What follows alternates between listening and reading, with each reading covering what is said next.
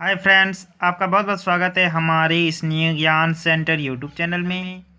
यह video class 12th student के लिए बहुत ही ज़्यादा इम्पोर्टेंट रहने वाली है। जी हाँ, क्योंकि मैं इस वीडियो में हिंदी में अंतरा भाग 2 से गद्य खंड से लिया गया सुमरने के मन के, ठीक ना, सुमरने के मन के का बहुत ही इम्पोर्टेंट सब्जेक्टिव एग्ज़ाम के लिए बहुत ही ज़्यादा महत्वपूर्ण क्वेश्चन अपने शब्दों में एकदम स्पष्ट रूप से अपने शब्दों में लिखा हुआ है, जिसको मैं इस वीडियो में पूरा कंप्लीट आप लोग को बताऊंगा। और सारे के सारे सुमरने के मन के जितने भी सारे क्वेश्चन हैं, इम्पोर्टेंट ऑब्जेक्टिव क्वेश्चंस मैंने करा के रखे हैं। आज मैं इसमें सब्जेक्टिव क्वेश्चन कराऊँगा, ठीक ना। अगर हमारे अभी तक इस वीडियो को नहीं देखे हैं अगर ऑब्जेक्टिव क्वेश्चन वाले, तो जल्द से जल्द मेरे पिछले वीडियो जाइए। सुमरने के मन के का बहुत ही इंपॉर्टेंट ऑब्जेक्टिव क्वेश्चन करा के रखे हैं, ठीक ना। आज मैं सुमरने के मन के का सब्जेक्टिव कराऊंगा, ठीक ना, क्योंकि आप लोग को तो एग्ज़ाम दोनों तरीके से आएंगे। सब्जेक्टिव 40 नंबर का और ऑब्जेक्टिव भी 40 नंबर का। तो मैंने ऑब्जेक्टिव का आप लोग को करा के रखे हैं, ज़रूर जाके देख लीजिएगा। आज मैं सब्जेक्टिव कराऊँगा, जो लॉन्ग टाइप के क्वेश्चन है, ठीक ना, 2 नंबर वाले क्वेश्चन है, सारे क्वेश्चन मैं आज आप लोग को करवाऊँगा, आप लोग को सब्जेक्टिव का तैयारी करवाऊँगा। तो अगर हमारे चैनल में पहली बार आएँ तो हमारे इस न्यू ज्ञान सेंटर चैनल को सब्सक्राइब जरूर कर लें, साथ साथ बेल आइकन को प्रेस कर दें। इस वीडियो को अपने दोस्तों के साथ, मित्रों के साथ ज़्यादा से ज़्यादा शेयर अवश्य करें। आप लोग तो सबसे पहले जानते ही होंगे कि सुमरने के मन के का लेखक कौन है, पंडित चंद्रधर शर्मा गुलेरी जी, ठीक ना। आप लोग पाठ का नाम जरूर याद रखिएगा और उनके लेखक का नाम, ठीक ना। अगर पोएम है यानी कि कविता है तो कवियात्री का नाम और कविता का नाम दोनों जरूर याद रखिएगा, बहुत ही इम्पोर्टेंट है, क्योंकि 2 नंबर आपका फिक्स है, उससे पूछे जाएंगे ही। तो देखिए, सुमरने के मन के में कितनी लघु कथाएं हैं, आपका ये ऑब्जेक्टिव टाइप का क्वेश्चन है। तो आप लोग जानते ही होंगे 3 कथा है, अच्छी तरीके से पढ़ लीजिएगा तीनों कथाओं को।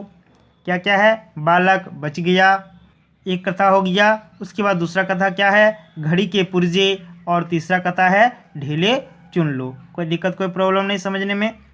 तो चलिए मैं सीधे की ओर बढ़ता हूँ। आप लोगों को बालक बच गया क्या, जो महत्वपूर्ण आप लोग का जो पाठ में जो प्रश्न है उसका मैं आप लोग को उत्तर करवाते चलता हूँ। तो ये देखिए, सुमरने के मन के लेखक पंडित चंद्रधर शर्मा गुलेरी, ठीक ना। पाठ के प्रश्न आप लोग के जिसमें भी पाठ के प्रश्न पूछे गए हैं वे सारे मैं इंपॉर्टेंट आप लोग को करवा देता हूँ। तो देखिए, बालक बच गया, ठीक ना। तो देखिए, सबसे पहला जो क्वेश्चन है आप लोगों का, अपने शब्दों में एकदम सरल भाषा में हमने आप लोग को इसमें बताए हैं। तो इस वीडियो को पूरा कंप्लीट अंत तक जरूर देखिएगा। तो देखिए, बालक से उसकी उम्र और योग्यता से ऊपर के कौन कौन से प्रश्न पूछे गए। ये बहुत ही वीवीआई क्वेश्चन है, इंपॉर्टेंट क्वेश्चन है, अगले फाइनल एग्जाम में ये प्रश्न पूछा गया है, ठीक ना। तो क्या बोल रहे, कितने इंपॉर्टेंट क्वेश्चन है, देखिए बहुत ही सरल भाषा में क्या क्या प्रश्न पूछे गए। तो आप लोग पाठ पढ़िएगा। बालक बच गया, ठीक ना, लघु कथा में क में है।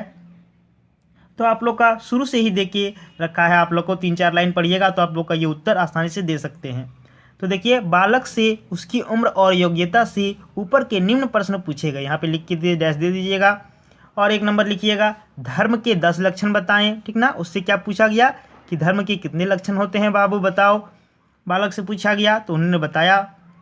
देखिए, दूसरा लिखिएगा, दूसरा पॉइंट, 9 रसों के उदाहरण दीजिए, ठीक ना। 9 रसों के उदाहरण भी दिया गया। उसके बाद देखिए, तीसरा प्रश्न, तीसरा पॉइंट लिखिएगा आप लोग, चंद्र ग्रहण कैसे लगता है, ये भी पूछा गया था क्वेश्चन। इंग्लैंड के राजा 8वें हेनरी की स्त्रियों के नाम बताइए, चौथा पॉइंट लिख दीजिएगा। 5वां पॉइंट लिखिएगा, पेशाओं के शासनकाल की स्थिति बताइए। और छठा पॉइंट्स लिखिएगा आप लोग, तू क्या करेगा। कोई दिक्कत कोई प्रॉब्लम नहीं समझने में। तो ये आप लोग के 6 पॉइंट्स लिख दीजिएगा। तो आप लोग का अगर 4 नंबर का ये प्रश्न पूछा जाएगा तो 4 नंबर दे दिया जाएगा। 3 नंबर का अगर प्रश्न पूछा गया तो 3 नंबर आप लोग को मिल जाएगा। कोई दिक्कत कोई प्रॉब्लम नहीं। चलिए आगे क्वेश्चन की ओर बढ़ते हैं। देखिए, एकदम सरल भाषा में आप लोग को लिखाए हैं। दूसरा प्रश्न देखिए, बालक ने क्यों कहा कि मैं याजीवन लोक सेवा करूँगा।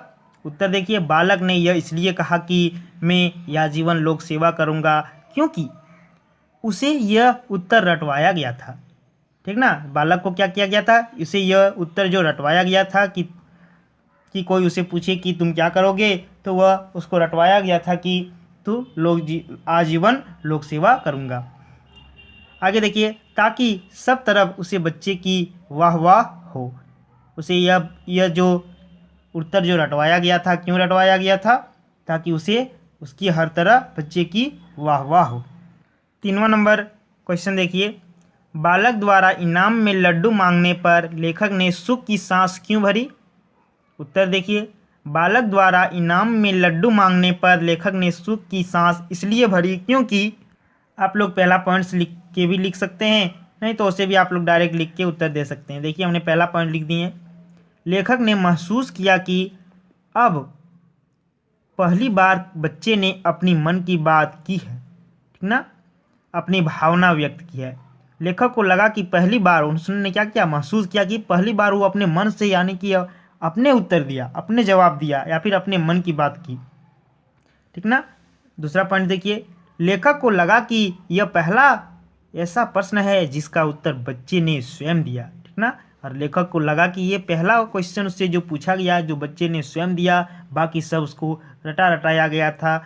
उसका मतलब यानी कि वे अपने मन से उत्तर वे सब का नहीं दिया था। इस बार उसने अपने मन से दिया उत्तर और उसने क्या मांगा कि लड्डू, ठीक ना। यह भी क्वेश्चन आप लोग को पूछा जाता है ऑब्जेक्टिव टाइप में। उसे इस प्रश्न का उत्तर रटवाया नहीं गया था, नहीं गया है। कोई दिक्कत, कोई प्रॉब्लम नहीं समझने में, अपने सरल भाषा में लिख दिए हैं, फटाफट आप लोग लिखते चलिए। चौथा नंबर प्रश्न देखिए, बालक की प्रवृत्तियों का गला घोटना अनुचित है। पाठ में ऐसा आभास किन स्थलों पर होता है कि उसकी प्रवृत्तियों का गला घोटा जाता है? उत्तर देखिए, इसका बहुत ही सरल उत्तर हमने लिख दिए हैं।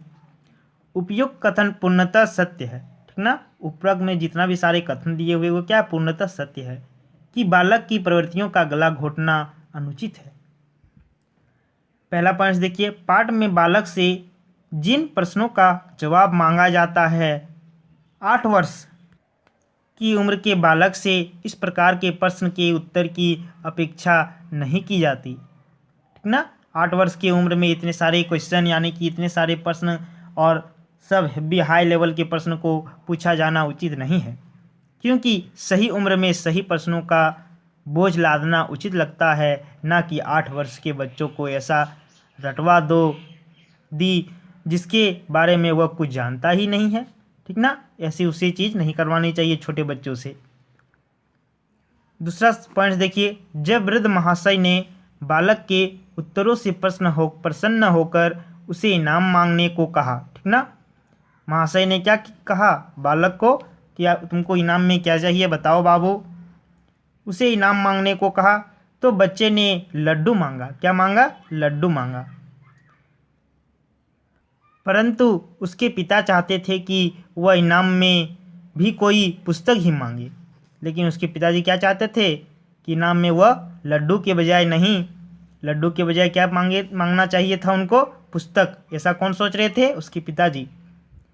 इस प्रकार आज के भौतिकवादी युग में बालक से माँ बाप इतनी अपेक्षाएं रखने लगे हैं कि बालक की सहज प्रवृत्तियाँ तो सामने उभर कर आती ही नहीं। ये हो गया सुंदर सा प्यारा सा आप लोगों का उत्तर। तो ये तो हो गया आप लोग का बालक बच गए का पूरा आप लोग का क्वेश्चन का आंसर करवा दिए, जितने भी सारे आप लोग के पार्ट में थे, ठीक ना। मैं कल आप लोग को घड़ी के पुर्जे, ठीक ना, घड़ी के पुर्जे का सारा क्वेश्चन आंसर करवा दूंगा, और ढीले चुन लो इसका भी मैं क्वेश्चन आंसर आप लोगों को करवा दूंगा। देखिए, ठीक ना, इसका भी मैं आप लोग को क्या करूँगा, क्वेश्चन आंसर अच्छी तरीके से सरल भाषा में अपने शब्दों में आप लोग को पूरी आप लोग को उत्तर लिखवा दूंगा। अब आप लोग क्या कीजिएगा, घड़ी के पुर्जे और ढीले चुन लो दोनों को एक बार करके, छोटे छोटे लघु कथाएं हैं तो आप लोग इसे जरूर पढ़ लीजिएगा। और अगर मेरे पिछले वीडियो नहीं देखे तो जल्द से जल्द जरूर जाके देखें, क्योंकि इतिहास के बहुत सारे इंपॉर्टेंट ऑब्जेक्टिव क्वेश्चन में डाल के रखा हूँ, ठीक ना, जो एग्जाम में पूछे जाते हैं बार बार रिपीटेड क्वेश्चन, उसी को मैं आप लोग को बताया हूँ। और बहुत सारे इंपॉर्टेंट ऑब्जेक्टिव क्वेश्चन में बना के रखा हूँ। तो आप लोग कमेंट बॉक्स में कमेंट करके जरूर बताएं कि और कौन से ऑब्जेक्टिव चाहिए या फिर सब्जेक्टिव चाहिए। सब्जेक्टिव का भी इंपॉर्टेंट क्वेश्चन मैं जल्द से जल्द आप लोग को डालते रहूँगा, ठीक ना। तो अगर नहीं देखें तो जल्द से जल्द हमारे चैनल में जाइए, फटाफट वीडियोज़ में जाइए और जाके देखते रहिए। अगर हमारे चैनल में पहली बार आएँ तो हमारे इस न्यू ज्ञान सेंटर चैनल को सब्सक्राइब जरूर कर लें, साथ साथ बेल आइकन को प्रेस कर दें। इस वीडियो को अपने दोस्तों के साथ, मित्रों के साथ ज़्यादा से ज़्यादा शेयर अवश्य करें। तो चलिए मिलते हैं नेक्स्ट वीडियो में। जय हिंद।